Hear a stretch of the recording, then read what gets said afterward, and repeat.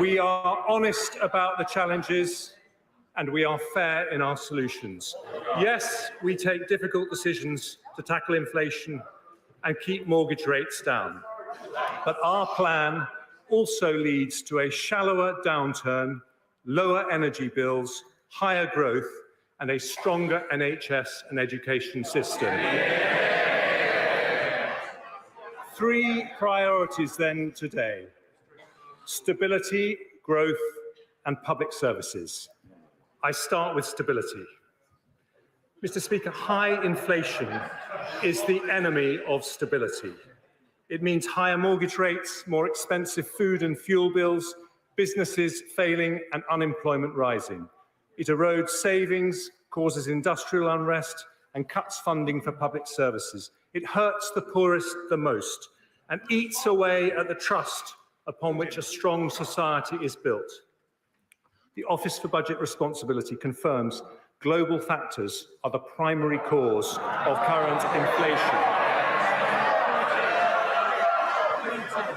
Most countries are still dealing with the fallout from a once-in-a-century pandemic. The furlough scheme, the vaccine rollout, and the response of the NHS did our country proud, but they all have to be paid for. The lasting impact on supply chains has made goods more expensive and fueled inflation, and this has been worsened by a made-in-Russia energy crisis. Putin's war in Ukraine has caused wholesale gas and electricity prices to rise to 8 times their historic average. Inflation is high here, but higher in Germany, the Netherlands,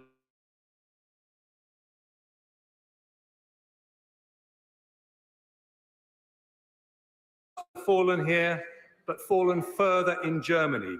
The International Monetary Fund expects 1/3 of the world's economy to be in recession this year or next. So the Bank of England, which has done an outstanding job since its independence, now has my wholehearted support in its mission to defeat inflation. And I today confirm we will not change its remit. But we need fiscal and monetary policy to work together. And that means the government and the bank working in lockstep. It means, in particular, giving the world confidence in our ability to pay our debts. British families make sacrifices every day to live within their means, and so too must their government, because the United Kingdom will always pay its way. I understand the motivation of my predecessor's mini-budget, and he was correct. He was correct to identify growth as a priority. But unfunded tax cuts are as risky as unfunded spending, which is why we reversed the planned measures. As a result, government borrowing has fallen, the pound has strengthened, and the OBR says today that the lower interest rates generated by the government's actions are already benefiting our economy and public finances. But, Mr. Speaker, credibility cannot be taken for granted. And yesterday's inflation figures show we must continue a relentless fight to bring it down, including a rock-solid commitment to rebuild our public finances. Richard Hughes and his team at the OBR today lay out starkly the impact of global headwinds on the UK economy, and I'm enormously grateful to him and his team for their thorough work. The OBR forecasts the UK's inflation rate to be 9.1% this year and 7.4% next year. They confirm that our actions today help inflation to fall sharply from the middle of next year. They also judge that the UK, like other countries, is now in recession. Overall this year, the economy is still forecast to grow by 4.2%. GDP then falls in 2023 by 1.4%, before rising by 1.3%, 2.6% and 2.7% in the following 3 years. The OBR says higher energy prices explain the majority of the downward revision in cumulative growth since March. They also expect a rise in unemployment from 3.6% today to 4.9% in 2024, before falling to 4.1%. Today's decisions mean that over the next 5 years, borrowing is more than halved. This year, we're forecast to borrow 7.1% of GDP, or £177 billion. Next year, 5.5% of GDP, or £140 billion. Then by 2027-28, it falls to 2.4% of GDP, or £69 billion. As a result, underlying debt as a percentage of GDP starts to fall from a peak of 97.6% in 2025-6 to 97.3% in 27-28. I also confirmed 2 new fiscal rules. The first is that underlying debt must fall as a percentage of GDP by the 5th year of a rolling 5-year period. The second, that public sector borrowing over the same period must be below 3% of GDP. And the plan I'm announcing today meets both rules. Today's statement delivers a consolidation of £55 billion and means inflation and interest rates end up significantly lower. We achieve this, Mr. Speaker, in a balanced way. In the short term, as growth slows and unemployment rises, we will use fiscal policy to support the economy. The OBR confirm that because of our plans, the recession is shallower and inflation is reduced. Unemployment is also lower, with about 70,000 jobs saved as a result of our decisions today. Then, once growth returns, we increase the pace of consolidation to get debt falling. This further reduces the pressure on the bank to raise interest rates, because as Conservatives, we do not leave our debts to the next generation.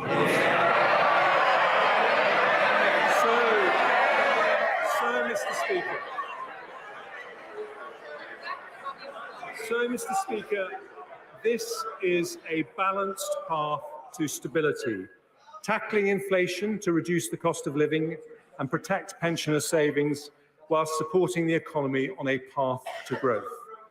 But it means taking difficult decisions.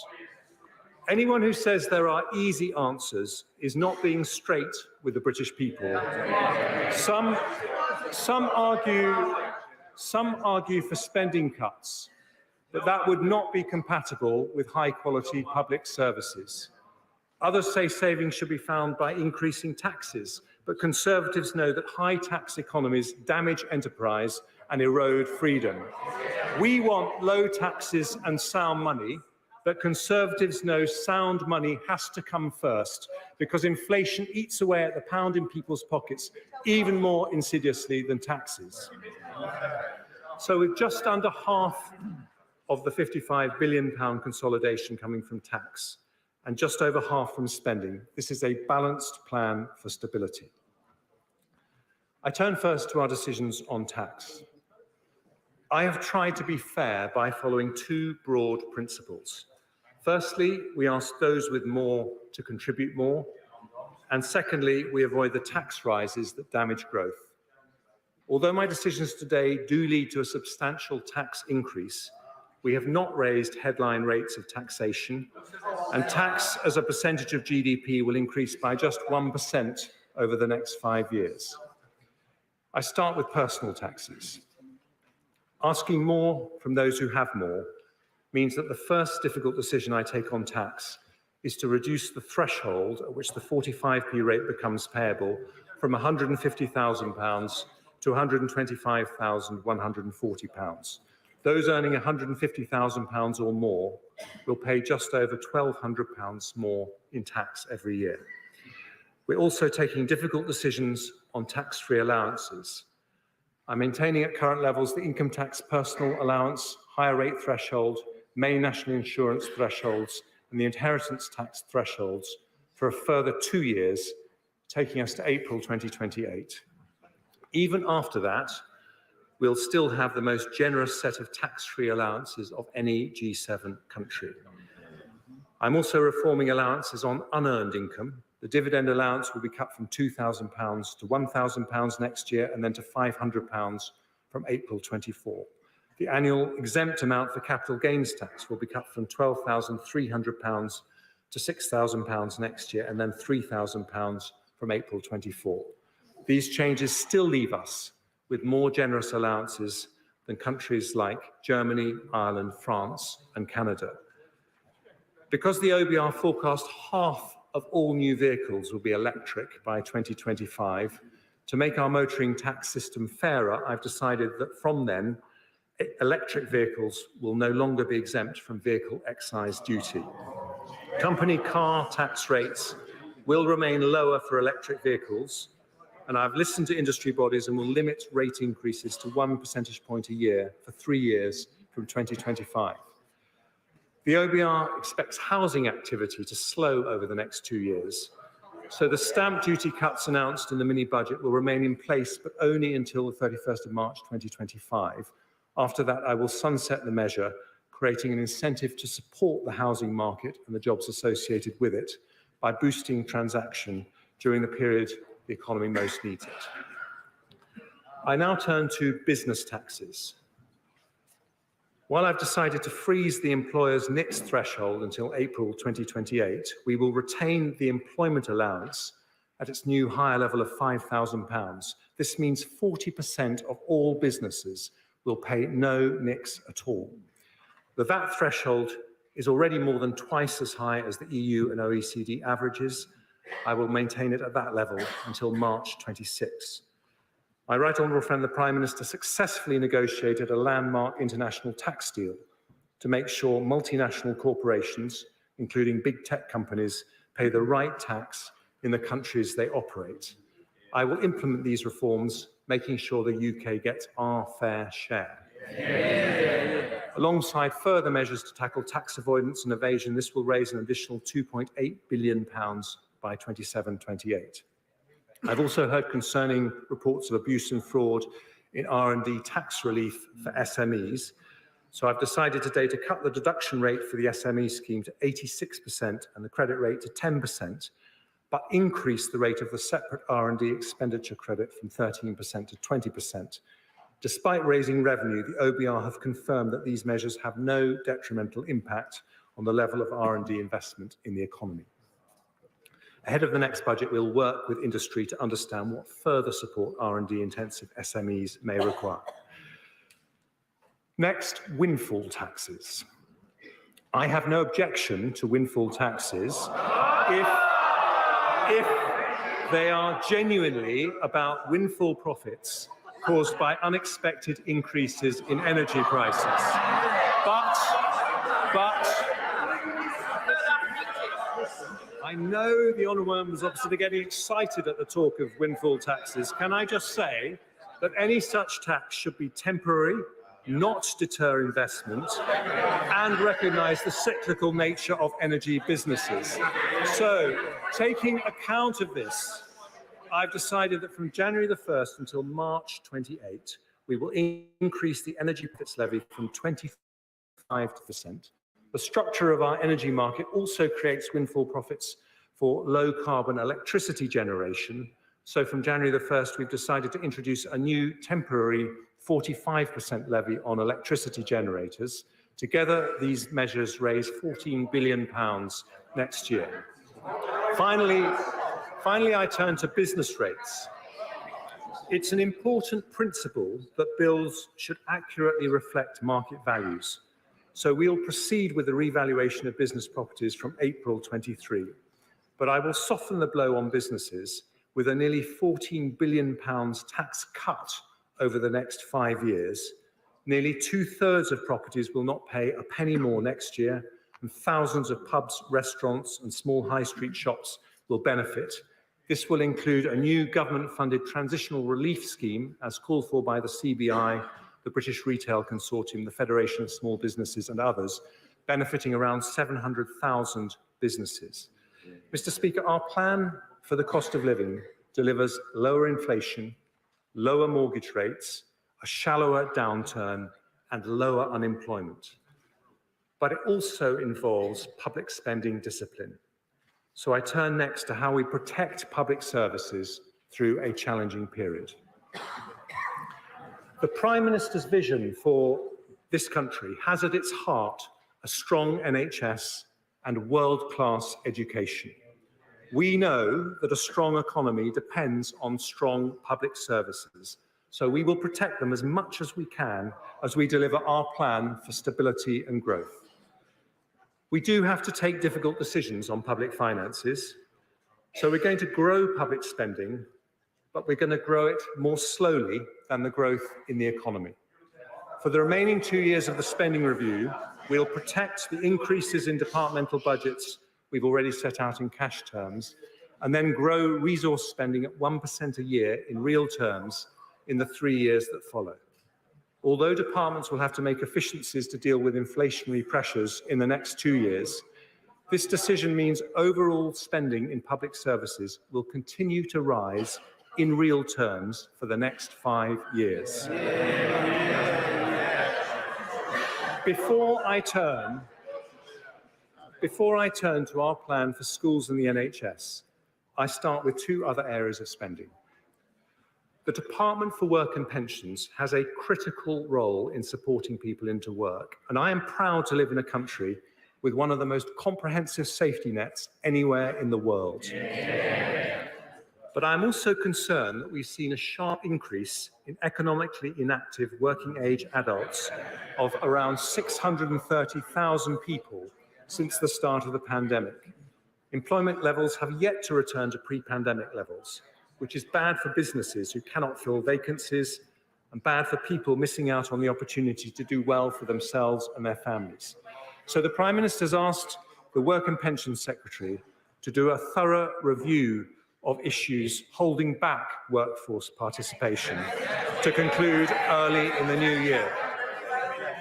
Alongside this, I am also committed to helping people already in work to raise their incomes, progress in work, and become financially independent. So we will ask over 600,000 more people on universal credit to meet with a work coach so that they can get the support they need to increase their hours or earnings. I've also decided to move back the managed transition of people from employment and support allowance onto universal credit to 2028, and will invest an extra £280 million in DWP to crack down on benefit fraud and error over the next 2 years. And the government's review of the state pension age will also be published in early 2023. Our security at home depends on our security overseas. So I turn next to defence and other international commitments. The privilege of being this country's Foreign Secretary showed me firsthand the enormous respect in which this country is held, because the United Kingdom is and has always been a force for good in the world.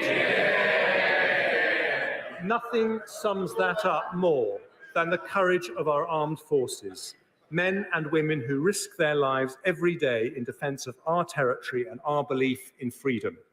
Alongside them, I salute the citizens of another country right on the front line of that fight today, the brave people of Ukraine. The United Kingdom has given their military support worth £2.3 billion since the start of Putin's invasion, the second highest contribution in the world after the United States, which demonstrates that our commitment to democracy and open societies remains steadfast. In that context, the Prime Minister and I both recognise the need to increase defence spending. But before we make that commitment, it's necessary to revise and update the integrated review written as it was before the Ukraine invasion. And I've asked for that vital work to be completed ahead of the next budget, and today confirm we will continue to maintain the defence budget at least 2% of GDP to be consistent with our NATO commitment. Another important international commitment is to overseas aid. The OBR's forecasts show a significant shock to public finances, so it won't be possible to return to the 0.7% target until the fiscal situation allows. We remain fully committed to that target, and the plans that I've set out today assume that ODA spending will remain around 0.5% for the forecast period. As a percentage of GNI, we were the third highest donor in the G7 last year, and I am proud our aid commitment has saved thousands of lives around the world. So I look forward to working closely with my right honourable friend, the member for Sutton Coldfield, now rightly back in his place in Cabinet, to make sure we continue to play a leadership role in tackling global poverty. The United Kingdom has also been a global leader on climate change, cutting emissions by more than any other G20 country.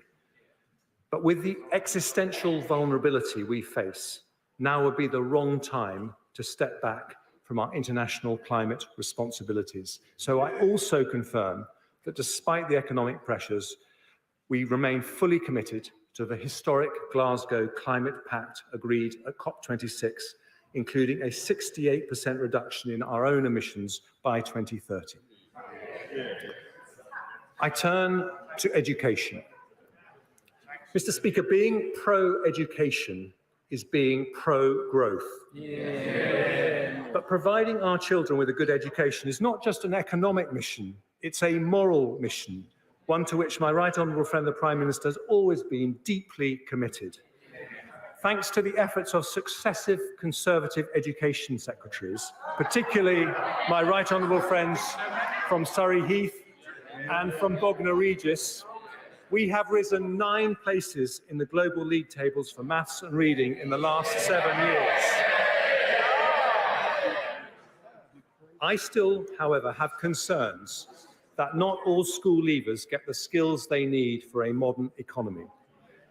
But for the first time ever, this country has a Conservative education secretary who left school at 16 to become an apprentice and knows firsthand why good skills matter.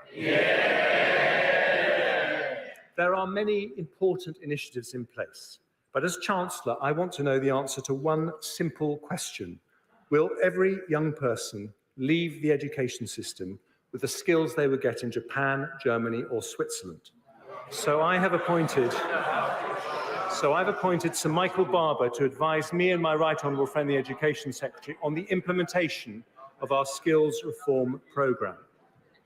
As we raise the skill levels of our school leavers, I want also to ensure that even in an economic crisis, the improvement in school standards continues to accelerate.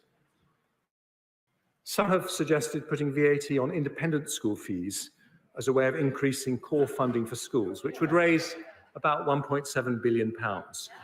But according to certain estimates, that would result in up to 90,000 children from the independent sector switching to state schools, giving with one hand only to take away with another.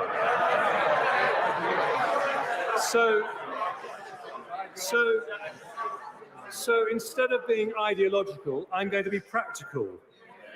Because we want school standards to continue to rise for every single child, we're going to do more than protect the school's budget. We're going to increase it. And I can announce today that next year and the year after, we will invest an extra £2.3 billion per annum in our schools.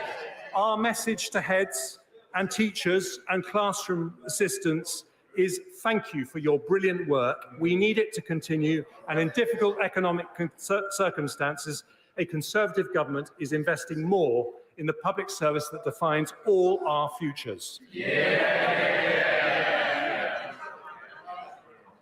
Mr. Speaker, the service we depend on more than any other is the NHS. As a former Health Secretary, I know how hard people are working on the front line and how much they're struggling after the pandemic. The biggest issues are workforce shortages and pressures in the social care sector. So today I address them both. On staff shortages, the former chair of the Health and Social Care Select Committee put forward a case for a long-term workforce plan. He even wrote a book about it, which I've read. I've listened carefully to his proposals, and I believe they have merit. So the Department of Health and Social Care and the NHS will publish an independently verified plan for the number of doctors, nurses and other professionals we'll need in 5, 10 and 15 years' time, taking full account of the need for better retention and productivity improvements. I've also listened to extensive representations about the challenges facing the social care sector. It did a heroic job looking after children, disabled adults and older people during the pandemic.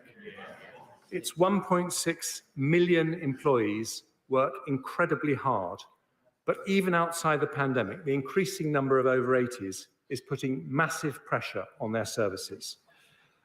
I also heard very real concerns from local authorities, particularly about their ability to deliver the Dilnot reforms immediately. So I will delay the implementation of this important reform for 2 years, allocating the funding to allow local authorities to provide more care packages. I also want a social care system to help free up some of the 13,500 hospital beds that are occupied by those who should be at home. So I've decided to allocate for adult social care additional grant funding of £1 billion next year and £1.7 billion the year after. Combined with savings from the delayed Dilnot reforms and more council tax flexibilities, this means an increase in funding available for the social care sector of up to £2.8 billion next year and £4.7 billion the year after. That's a big increase, but how we look after our most vulnerable citizens is not just a practical issue. It speaks to our values as a society. So today's decision will allow the social care system to deliver an estimated 200,000 more care packages over the next 2 years, the biggest increase in funding under any government of any colour in history. The NHS budget has been increased to record levels to deal with the pandemic. And today I'm asking the NHS to join all public services in tackling waste and inefficiency. We want, alongside Singaporean efficiency, both better outcomes for citizens and better value for taxpayers. That does not mean asking people on the front line, often exhausted and burned out, to work harder, which would not be fair, but asking challenging questions about how to reform all our public services for the better. So with respect to the NHS, I've asked former Health Secretary and Chair of the Norfolk and Waveney Integrated Care System, Patricia Hewitt, to help me and the Health Secretary achieve that by advising us on how to make sure the new integrated care boards, the local NHS bodies, operate efficiently and with appropriate autonomy and accountability. I've also had discussions with NHS England about the inflationary pressures on their budgets. I recognise that efficiency savings alone will not be enough to deliver the services we all need. So, with difficult decisions taken elsewhere today, I will increase the NHS budget in each of the next 2 years by £3.3 billion. The Chief Executive of the NHS, Amanda Pritchard, has said that this should provide sufficient funding for the NHS to fulfil its key priorities. She said it shows the government is serious about its commitment to prioritise our NHS. 3.3 billion for the NHS, 4.7 billion pounds for social care, a record 8 billion pounds package for our health and care system. That is a Conservative government putting the NHS first. And Mr. Speaker, the NHS and schools in Scotland, Wales and Northern Ireland face equivalent pressures. So the Barnett consequentials of today's decisions mean an extra £1.5 billion for the Scottish Government, £1.2 billion for the Welsh Government, £650 million for the Northern Ireland Executive. That is more resources for the schools and hospitals in our devolved nations next year, the year after, and every year thereafter. Mr. Speaker, our support for public services means that despite needing to find £55 billion in savings and tax rises, we are protecting the amount going into public services in real terms over the 5-year period. But if we're going to sustain our public services and avoid a doom loop of ever higher taxes and ever lower dynamism, we need economic growth. So I now turn, well, they've never been interested in growth, but we on this side of the House are.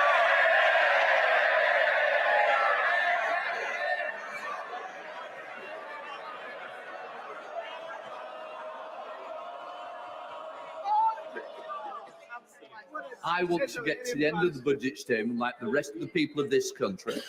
Chancellor of the Exchequer. Thank you, Mr. Speaker. So let's start with a difficult message for the party opposite. You cannot borrow your way to growth.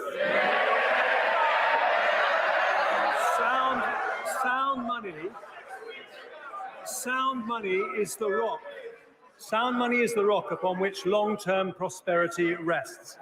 But it isn't enough on its own. Our plan is designed to build a high-wage, high-skill economy that leads to long. In his May's lecture, my right honourable friend the Prime Minister identified the keys to doing this: people, capital and ideas. Today's increase in the education budget demonstrates our commitment to people and skills. And I now outline 3 further growth priorities: energy, infrastructure and innovation. Cheap, low-carbon, reliable energy must sit at the heart of any modern economy. But Putin's weaponization of international gas prices has helped drive the cost of our national energy consumption right up. This year, we'll be spending an extra £150 billion on energy compared to pre-pandemic levels, equivalent to paying for an entire second NHS through our energy bills.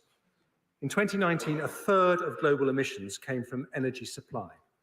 So unless we act radically to change our approach, we'll both bankrupt our economy and harm our planet.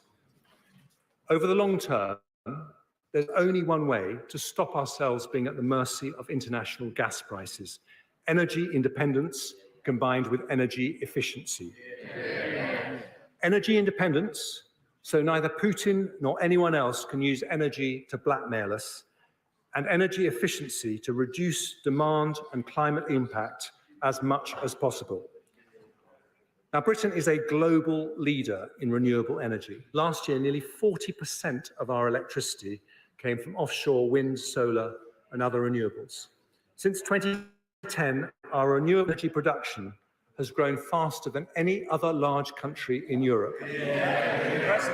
But we need to go even further with a major acceleration of homegrown technologies like offshore wind, carbon capture and storage, and above all, nuclear. This will deliver new jobs, industries and export opportunities and secure the clean, affordable energy we need to power our future economy and reach net zero. So today I can announce the government will proceed with a new nuclear power plant at Sizewell C. Subject to final government approvals, the contracts for the initial investment will be signed with relevant parties, including EDF, in the coming weeks. This will create 10,000 highly skilled jobs and provide reliable, low-carbon power to the equivalent of 6 million homes for 50 years. Our £700 million investment is the first state backing for a nuclear project in over 30 years and represents the biggest step in our journey to energy independence. But, Mr. Speaker, energy efficiency is just as important. So today, we set our country a new national ambition. By 2030, we want to reduce energy consumption from buildings and industry by 15%. Reducing demand by this much means, in today's prices, a £28 billion saving from our national energy bill, or £450 off the average household bill. This must be a shared mission, with families and businesses playing their part. But so will the government play our part. In this Parliament, we're already planning to invest in energy efficiency a total of £6.6 billion.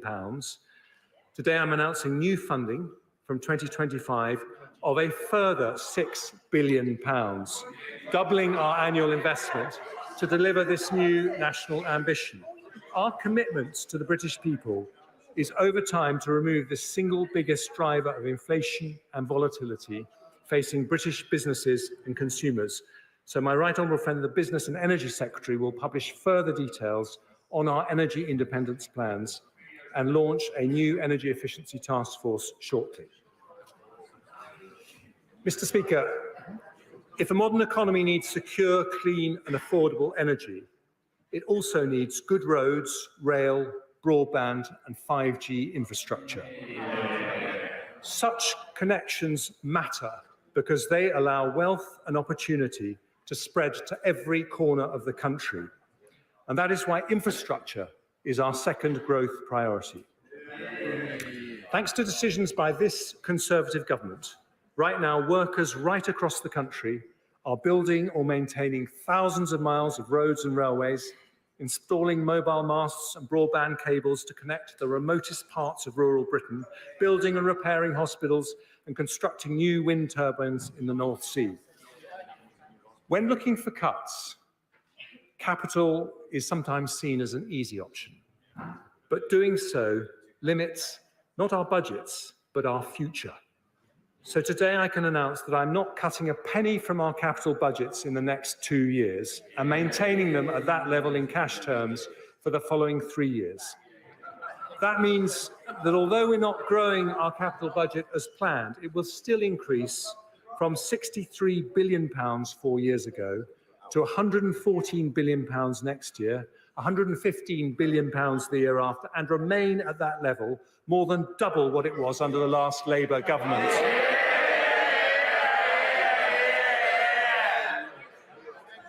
Smart countries build on their long-term commitments rather than discard them. So today I confirm that because of this decision, alongside Sizewell C, we will deliver the core Northern Powerhouse Rail, HS2 to Manchester, and East West Rail, and the new hospitals programme, and gigabit broadband rollout. All these and more will be funded as promised, with over £600 billion of investment over the next 5 years to connect our country and grow our economy. Our National Conservative mission is to level up economic opportunity across the country, and that too needs investment in infrastructure. So I will also proceed with round 2 of the Levelling Up Fund, at least matching the £1.7 billion value of round 1. We'll also drive growth across the UK by working with the Scottish Government on the feasibility study for the A75, supporting the Advanced Technology Research Centre in Wales, and funding a trade and investment event in Northern Ireland next year. But to unlock growth right across the country, we need to make it easier for local leaders to make things happen without banging on a Whitehall door. Our brilliant mayors, like Andy Street and Ben Houchin, have shown the power of civic entrepreneurship. We need more of this inspirational local leadership. So today I can announce a new devolution deal that will bring an elected mayor to Suffolk, and deals to bring mayors to Cornwall, Norfolk, and an area in the North East to follow shortly. We're also making progress towards trailblazer devolution deals with the Greater Manchester Combined Authority and West Midlands Combined Authority, and soon over half of England will be covered by devolution deals.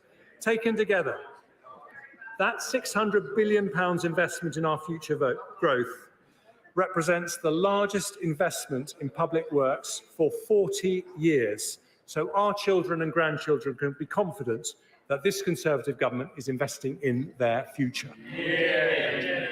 Energy and infrastructure. And now our third growth priority, innovation. Mr. Speaker, we have a national genius for innovation.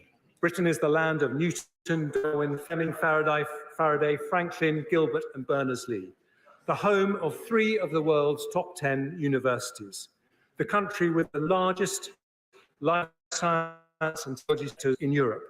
Thanks to successive Conservative governments, we remain a science superpower. And I salute the work of the former Chancellor George Osborne, my right honourable friend from Tunbridge Wells, and my honourable friend the Science Minister and member for Mid Norfolk, for laying the vital foundations to make this possible. 21st century economies will be defined by new developments in artificial intelligence, quantum technologies, and robotics. But we need to be better at turning world-class innovation into world-class companies. So as a former entrepreneur, I had to get that in somewhere, I want to combine our technology and science brilliance with our formidable financial services to turn Britain into the world's next Silicon Valley. We learned from the success of Nigel Lawson's Big Bang in 1986 that smart regulatory reform can spur investment from all over the world.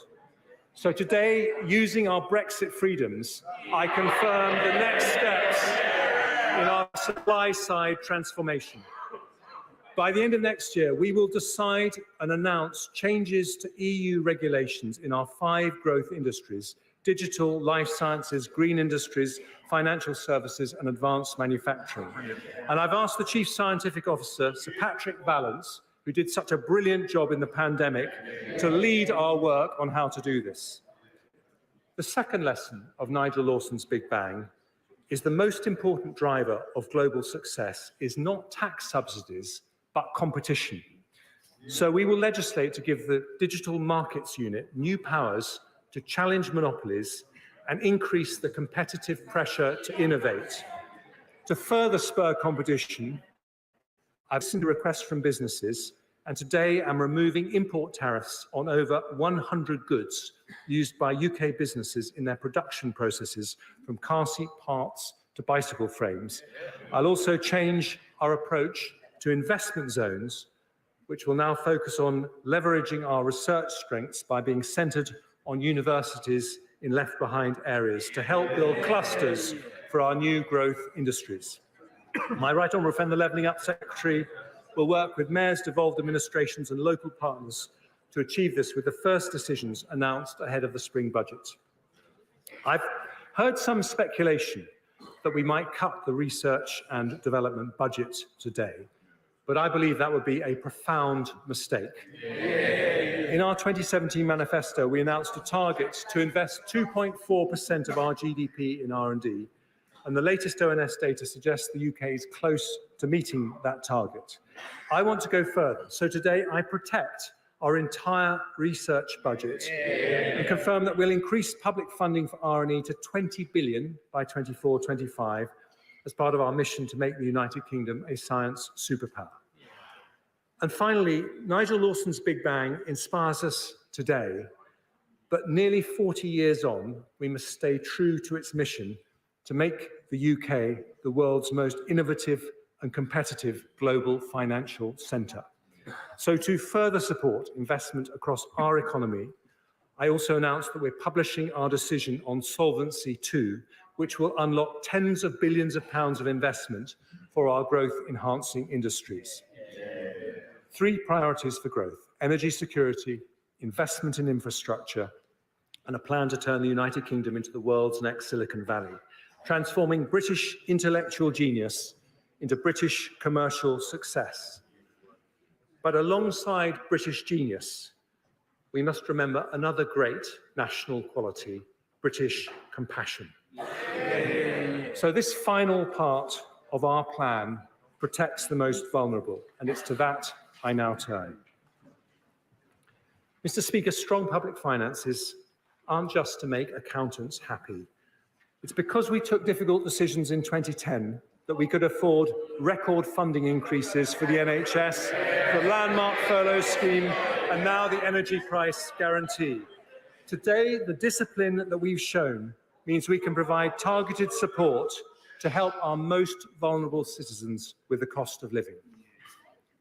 One of the biggest worries for families is energy bills, and I pay tribute to my predecessor, the Right Honourable Member for Spelthorne, and the former Prime Minister, the Right Honourable Member for South West Norfolk, for their leadership in this area.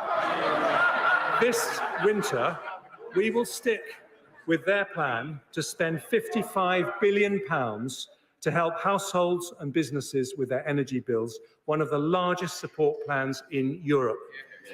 From April, we'll continue the energy price guarantee for a further 12 months at a higher level of £3,000 per year for the average household.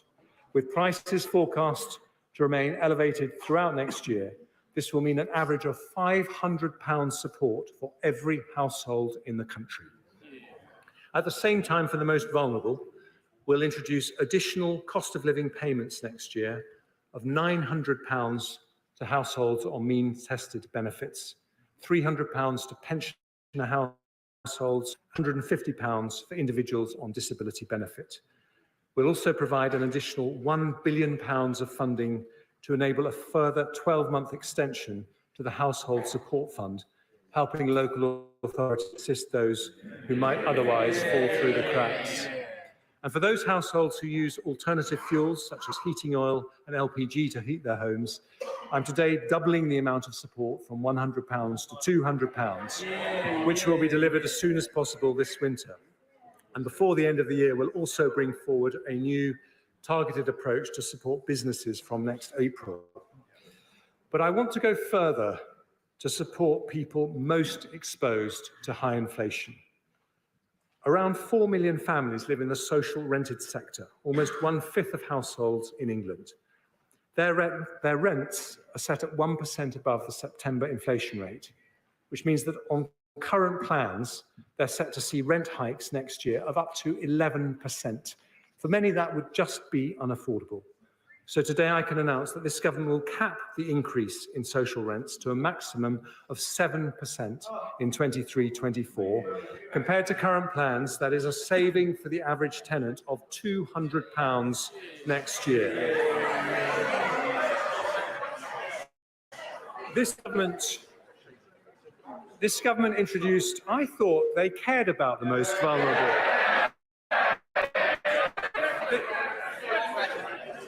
This government introduced the national living wage, which has been a giant step in eliminating low pay.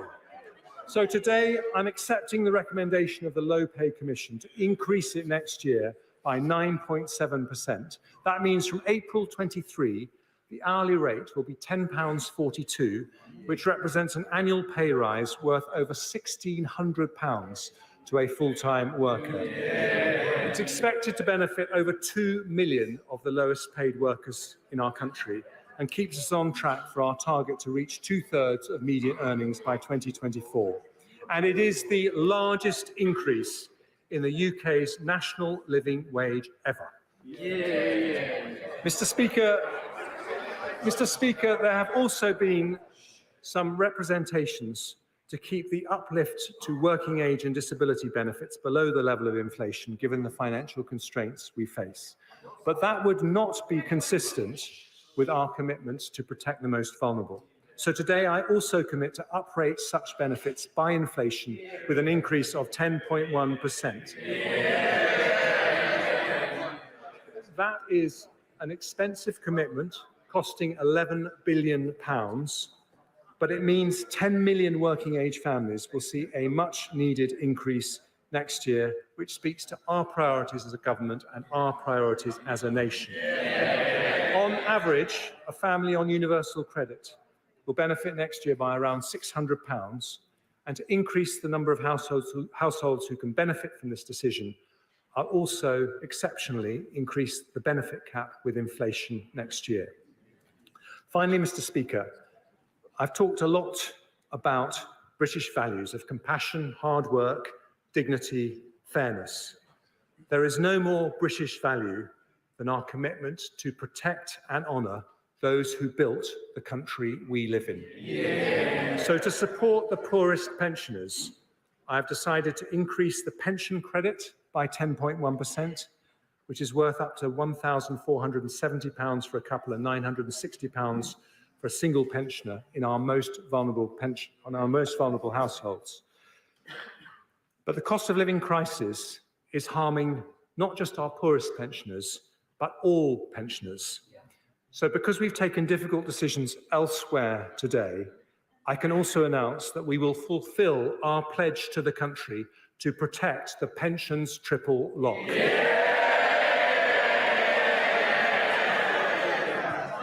In April, the state pension will increase in line with inflation, an £870 increase, which represents the biggest ever increase in the state pension. And to the millions of pensioners who will benefit from this measure, I say now and always, this government is on your side.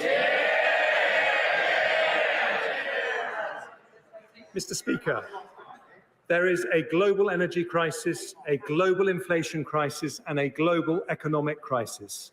But the British people are tough, inventive, and resourceful. We have risen to bigger challenges before. We aren't immune to these headwinds, but with this plan for stability, growth, and public services, we will face into the storm. There may be a recession made in Russia, but there is a recovery made in Britain.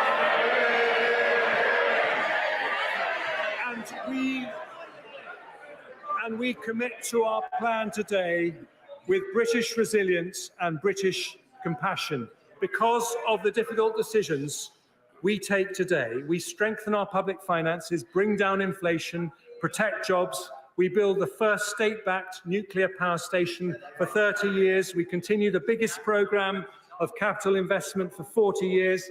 We protect standards in schools, cut NHS waiting times, fund social care, cap energy bills, support those on benefits.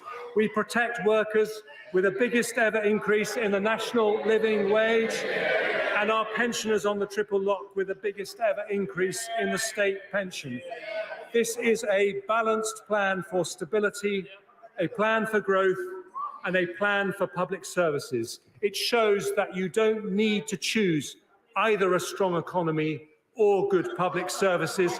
With Conservatives, and only with Conservatives, you get both. And I commend this statement to the House.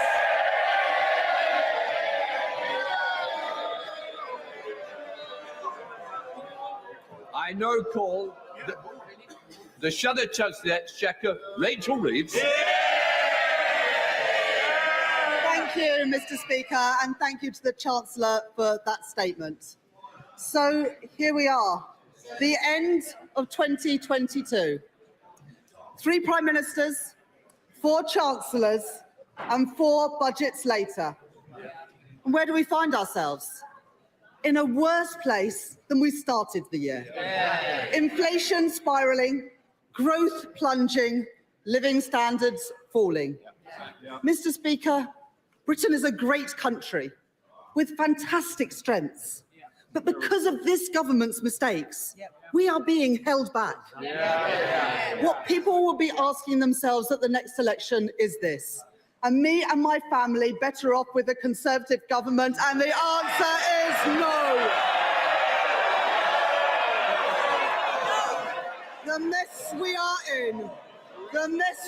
in is the result of 12 weeks of Conservative chaos, but also 12 years of Conservative economic failure.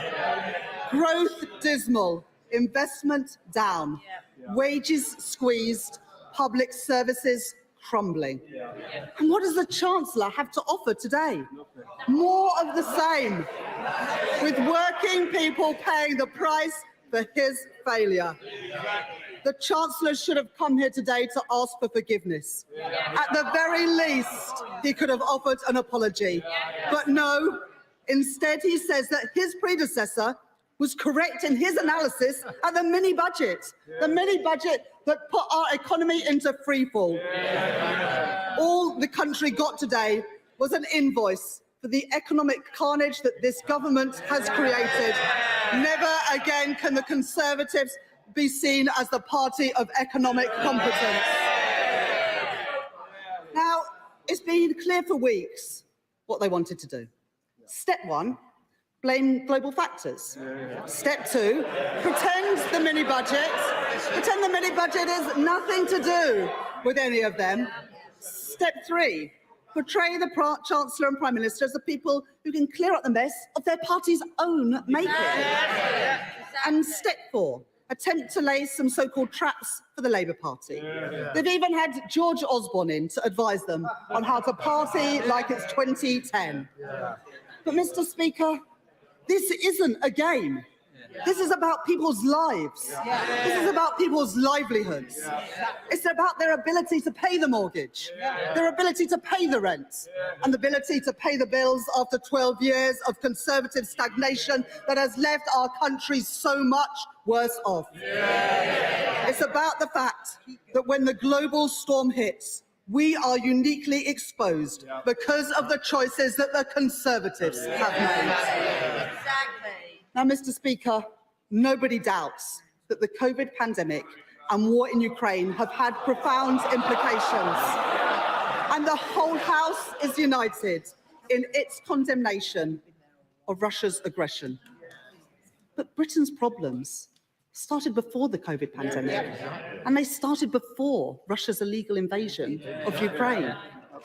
The UK has grown by an average of 1.4% a year under the Conservatives, compared to 2.1% a year in the Labour years before that. We are the only G7 economy that is still poorer than before the pandemic. As the Governor of the Bank of England told the Treasury Select Committee yesterday, the US has grown by 4.2% since the pandemic. The GDP of Eurozone countries is 2.1% higher. And yet the UK is 0.7% smaller than at the start of the pandemic. We aren't recovering. We are heading into recession, as the OBR has confirmed today. Now, the Governor described these differences as dramatic and as stark. How does the Chancellor describe them? And how does he explain them? This is the price of a decade of Tory choices and economic failure. And it is set to continue, with the IMF forecasting that out of the 38 most industrialised economies, the UK will have the slowest growth of any of them in the next 2 years. Now, the Chancellor is saying today that he will be honest. So let's be honest. No one was talking about cuts to public spending 2 months ago, and no other advanced economy is cutting spending or increasing taxes on working people as they head into recession. This government has forced our economy into a doom loop, where low growth leads to higher taxes, lower investment, and squeezed wages, with a running down of public services, all of which hits economic growth again. And instead of learning from the mistakes of the last decade, they're simply repeating them. We need to break free from this vicious cycle of stagnation with fairer choices and a proper plan for economic growth. Now, the Chancellor and Prime Minister are trying to convince us that Britain faces problems that are nothing to do with them, that the mini-budget, which imposed a Tory mortgage premium, put pensions in peril, and trashed our reputation around the world, was all just a bad dream. It's their Bobby Ewing strategy. Downing Street as Dallas. Old cast members return as if nothing had happened, with tangled plot lines to keep the audience. But the truth is, it has lost all credibility. And everyone knows it is long past time that this series was cancelled. And the problem for the British people is this. This is not a dream. This is the everyday nightmare of Tory Britain.